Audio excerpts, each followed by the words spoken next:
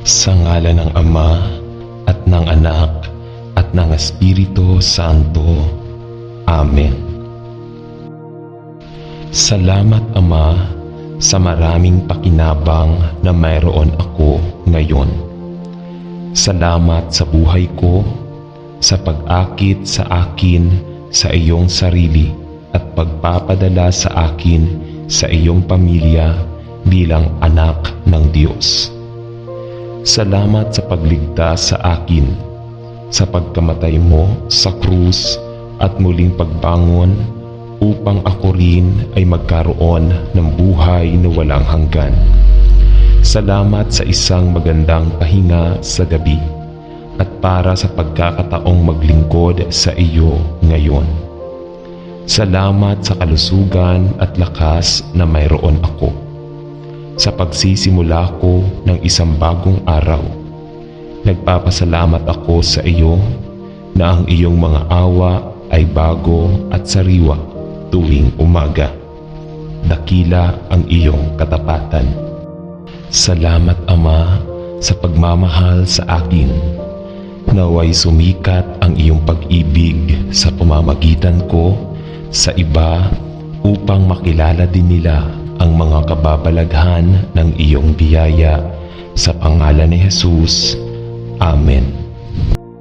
Mahal na Panginoong Jesus, habang binubuksan ko ang aking mga mata sa umaga, pinupuri kita sa pagdadala sa akin ng ligtas sa buong gabi at pagbibigay sa akin ng sariwa. Bagong araw na ito sa unahan ko kung saan lalapit sa iyo. Salamat sa iyo para sa pampalamig na pagtulog at ang kagalakan at mga pagkakataon na nagdudulot ng isang bagong araw. Ipinagdarasal ko na ikaw ay humantong at gabayan ako sa ngayon at bigyan ako ng karunungan sa lahat ng aking sinasabi at ginagawa. Naway mabigyan ako ng pagkakataon na sabihin sa iba si Jesus sa salita man o gawa. Ipinagdarasal ko na ako ay maging isang mabuting saksi sa iyo at ang pag-ibig ng Panginoong Jesus ay makikita sa akin. Panatilihin mo ako mula sa mga tukso na napakabilis na nagsisiksikan sa aking abalang buhay. At maaaring ngayon ay isang araw na ako ay lumago sa biyaya at sa isang kaalaman tungkol sa iyo, higit pa at higit pa. Amen. Panalangin ng bahay-asawa para sa paparating na araw. Mahal na Ama Diyos, ang araw ay nagsisimula pa lamang at mayroon akong maraming maliliit na tungkulin na kailangang asikasuhin. Ipinagdarasal ko na luwalhatiin kita sa pang-araw-araw na gawain na kailangan kong ibaling ang aking atensyon ngayon. Naway ihanda ko ang mga pagkain ng pamilya ngayon nang may pasasalamat sa puso para sa iyong mapagbigay na probisyon. Maging kasama ang lahat ng mga nahaharap sa kahirapan ngayon at hinihiling ko na sa iyong awa ay ibigay mo rin ang kanilang mga pangangailangan. Salamat na ipinangako mong ibibigay ang lahat ng aming mga pangangailangan ayon sa iyong kayamanan at biyaya. Gusto kong pasalamatan ka para sa tahanan na iyong ibinibigay para sa aking pamilya at sa akin. Ipinagdarasal ko na habang naglilinis at nag-aayos ako ngayon, magiging masigasig ako sa aking mga tungkulin at magtatrabaho ng may pusong papuri sa iyo at para sa iyong pinarami na biyaya sa pangalan ni Jesus. Amen. Panalangin upang panatilihin ako mula sa pagiging masyadong abala. Mahal na Panginoon, sa simula ng araw na ito. Tulungan mo akong panatilihin ang mga mata ng aking puso sa iyo. At naway hindi ko isakripisyo ang talagang mahalaga para sa kung ano ang nakikita kong apurahan. Tulungan mo akong huwag masyadong abala upang kalimutan na tingnan ang lahat ng kagandahan na nakapaligid sa akin sa mundo na iyong nilikha. Tulungan mo akong hindi magmadali na hindi ako nakikinig sa iyong maliit na boses. Panatilihin mo akong nagdarasal ako mula sa busyness at naway lumapit ako sa iyo. At sa pangalan ni Jesus ay nagdarasal ako. Amen. Hayaang makita sa akin si Jesus. Mahal na Panginoong Jesus, ipinagdarasal ko na sa pagharap ko sa isang bagong araw, maaari kong ipakita ang iyong kagandahan sa mga bagay na aking sinasabi at ginagawa. Dalangin ko na ibigay mo sa akin ang pag-ibig na nasa iyong puso upang maibigay ko ang iyong pagmamahal sa iba. Dalangin ko na bigyan mo ako ng isang bagay ng iyong karunungan upang matulungan ko at hikayatin ang mga taong nakakasalamuha ko ngayon. Dalangin ko na bibigyan mo ako ng isang bagay ng iyong pasensya upang maipakita ko ang parehong biyaya at awa sa mga nahihirapan o nasiraan ng loob. Dalangin ko na ipagkakaloob mo sa akin ang iyong biyaya upang ako ay maging kasangkapan upang patawarin ang mga pang-iinsulto o kawalang ingat ng iba sa akin. Pinagdarasal ko na sa lahat ng bagay ay makita ka sa akin at sa iyong pangalan ay nananalangin ako. Amen.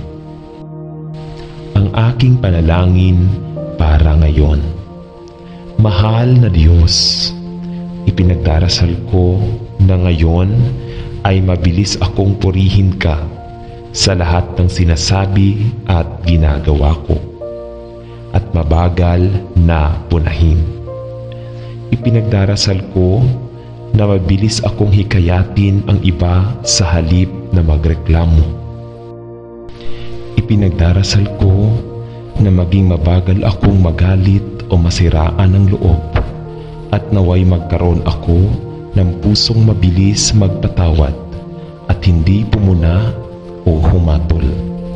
At Diyos, ipinagdarasal ko na maging bukas palad din ako sa aking pagbibigay at hindi makasarili sa mga bagay na akin. Ipinagkaloob mo sa akin ngayon na maging isang tunay na pampatibay loob sa lahat ng aking nakikilala at tulungan akong ilayo ang aking dila sa anumang hangal na salita na maaaring makapinsala o makapagpahina ng loob. Salamat sa buhay na ibinigay mo sa akin ngayon. Dalangin ko na magdala ako ng karangalan sa iyong pangalan ngayon, sa pangalan ni Jesus. Amen. Lakas upang mabuhay ang isang buhay na nakalulugod sa Diyos. Tulungan mo ako, Panginoon, na gumising tuwing umaga na ang mga mata ng aking puso ay nakatingin kay Jesus at ang mga iniisip ng aking isipan ay nakatuon sa Kanya. Ipinagdarasal ko na maibigay ko ang lahat ng tungkulin ng araw sa iyong mga kamay upang ang iyong kamay ay nangunguna at magabayan ako sa lahat ng desisyon na aking ginagawa.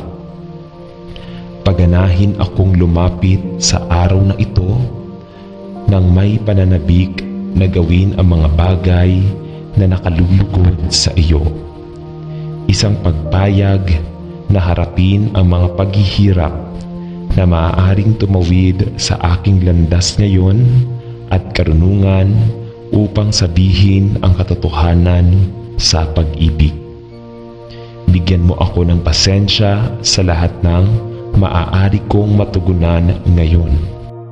Ilayo mo ako sa mga hangal na salita at naway magpakita ako ng pagpipigil sa sarili at karunungan sa lahat ng mga pangangailangan at pangangailangan na maaari kong makaharap habang tumatagal ang araw. At panatilihin mo ako sa perpektong kapayapaan sa buong araw na ito habang ang aking isip ay nananatili sa iyo.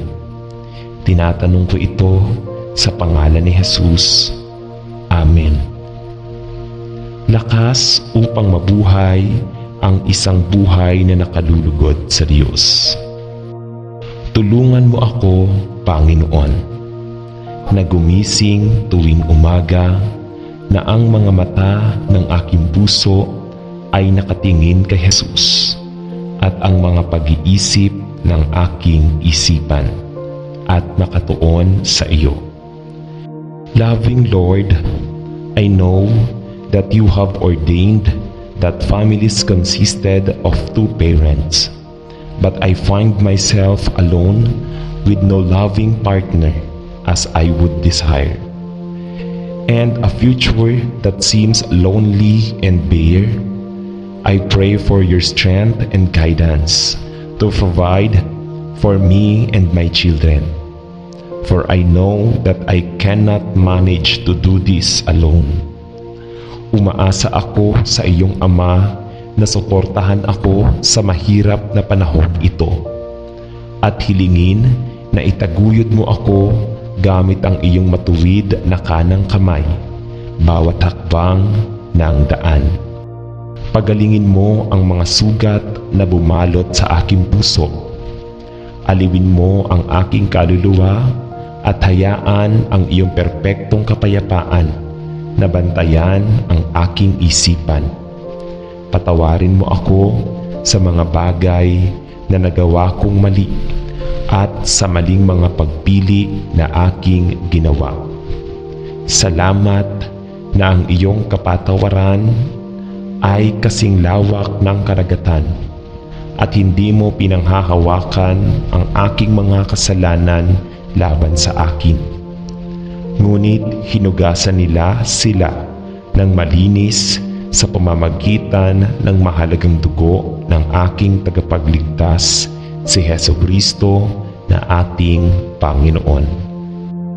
Bigyan mo ako ng biyaya at karunungan habang sinisikap kong palakihin ang aking mga anak sa takot at pag-aalaga ng Panginoon sa isang mundo na naging sobrang antagonistic sa lahat ng bagay na konektado kay Jesus. Ibigay ang aking pisikal at panlipunang mga pangangailangan na aking ipinagdarasal, gayon din para sa aking espiritual at emosyonal na mga pangangailangan. Bigyan mo ako ng lakas at pangitain na sumulong sa aking buhay sa kaalaman na ipinangako mong hinding-hindi ako iiwan o pababayaan. At salamat sa iyo na inako mo ang responsibilidad at pagpapakain at pananamit sa amin ng lahat ng kailangan namin. Pinagkakatiwalaan ko ang Panginoong Jesus at samahan sa iyong maraming mahahalagang pangako. Dalangin ko na ikaw ay bantayan at protektahan ang mga puso at isipan ng mga bata at na ikaw ay maglalapit sa amin nang sama-sama at mas malapit sa iyo. Magbigay ng uri ng kalidad ng oras na kailangan namin sa isa't isa upang hindi kami maghiwalay, ngunit magtatag ng isang buhay na pag-ibig at paggalang sa isa't isa. Bigyan mo ako ng lakas ng loob at biyaya upang harapin ang mga hamon na hindi maiiwasang haharap sa akin bilang isang solong magulang, at naway ang aking filosofiya ay maging ganoon na ang lahat ng aking pag-aalaga sa iyo bago ko subukang harapin ito sa aking sariling lakas. Alam na nangako ka na dalhin ang lahat ng aking mga pasanin at ibigay sa akin ang iyong perpektong kapayapaan sa aking puso. Kapag ang aking isip ay nanatili, ikaw ito. Hinihiling ko sa pangalan ni Jesus. Amen. Panalangin ng nanay ng hukbo para sa kanyang anak na sundalo. Ama sa langit, kung paano kita pinasasalamatan sa kagalakan na natagpuan ko sa anak na ito na ibinigay mo sa akin, at kung gaano kabilis lumipas ang mga taon at siya ay naging isang tao at isang sundalo. Nagpapasalamat ako sa iyo para sa kagalakan na naranasan ko habang pinapanood ko siyang lumalaki mula sa kanyang pagkabata at mga taon ng sanggol hanggang sa kanyang malabata hanggang sa pagkalalaki. At Panginoon, ang aking mga iniisip ay medyo nahati habang napagtanto ko na siya ay nasa mga serbisyo na ngayon. Isang lalaking tinawag upang maglingkod sa kanyang bansa at kababayan sa mahalaga at hindi tiyak na posisyong militar na ito. Panginoon, ibinibigay ko siya sa iyong mga kamay at nananalangin na ikaw ay mamuno at gagabay sa kanya.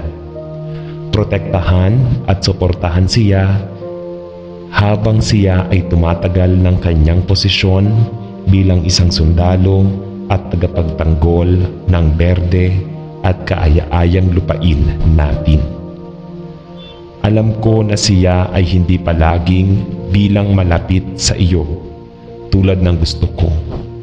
Ngunit ipinagdarasal ko na gagamitin mo ang oras na ito sa hukbo bilang isang pagkakataon upang iguhit siya pabalik sa iyong sarili at i-renew ang kanyang pangako sa iyo. Ipinagdarasal ko na siya ay lumago sa biyaya at sa isang kaalaman tungkol kay Jesus. Alam na ang lahat ng nasa kay Kristo ay walang dapat ikatakot sa kasalukuyang masamang mundong ito. Dahil tayo ay iisa kay Kristo, sa iyong mga kamay ay ipinagkakaloob ko ang aking anak sa pangalan ni Jesus. Amen.